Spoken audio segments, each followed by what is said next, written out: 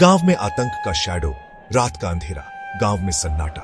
अचानक तेज हवा चली, पेड़ हिलने लगे, बिजली कड़की और फिर एक खौफनाक स्क्रीम। यह चीख थी गांव के मुखिया की बेटी राधा की। राधा की चीख सुनकर पूरा गांव जाग गया। भागते हुए लोग उसके घर पहुंचे। वहां उन्हें राधा बेहोश मिली। उसके चेहरे पर डर साफ दिख रहा था। गांव में दहशत फैल गई।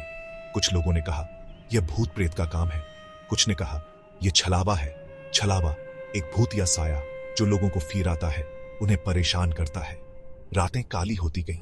हर रात कोई ना कोई ग्रामीण डर के मारे स्क्रीमता। किसी को अजीब आवाजें सुनाई देती तो कोई अजीब सी परछाई देखता। छलावा का कहर। गांव वालों का जीना मुश्किल हो गया। नींद उड़ गई थी, सब फिरे हुए थे। बच्चों ने रोना बंद कर दिया था, उनके चेहरे पीले पड़ गए थे। एक दिन गांव के बुजुर्ग ने बताया यह छलावा का काम है, यह हमारे डर से ताकतवर होता जा रहा है। गांव में एक युवक था, वीर, बहादुर और फीयरलेस।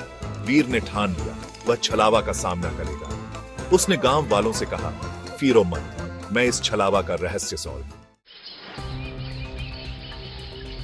वीर की तैयारी। वीर ने तैयारी शुरू कर दी। उसने गांव के पुराने ग्रंथों का अध्ययन किया, एल्डरों से बात की। उसने छलावा के बारे में सब कुछ जानने की कोशिश की। उसे पता चला कि छलावा एक शापित आत्मा है जो बदला लेने के लिए भटक रही है। उसे शांत करने का एक ही तरीका था, उसकी आखिरी इच्छा पूरी करना। वीर ने निश्चय किया कि वह छलावा की आत्मा को शांत करके ही दम लेगा। अगली रात वीर अकेला ही उस जगह गया जहां छलावा को देखा गया था। उसके हाथ में एक लालटेन और दिल में हिम्मत थी। रहस्य का खुलासा। हवा तेज चल रही थी, पेड़ झुक रहे थे। अचानक वीर ने एक परछाई देखी। वह परछाई छलावा की थी।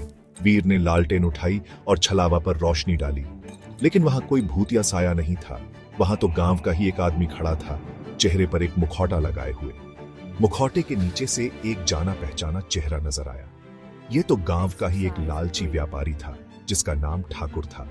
ठाकुर ने अपना चेहरा छुपाया हुआ था और छलावा बनकर लोगों को फिरा रहा था ताकि वह गांव की जमीन हड़प सके। वीर ने ठाकुर को बेनकाब कर दिया। सच्चाई सामने आते ही पूरे गांव में हंगामा मच गया। ठाकुर को गांव से भगा दिया गया और छलावा का आतंक हमेशा के लिए खत्म हो गया।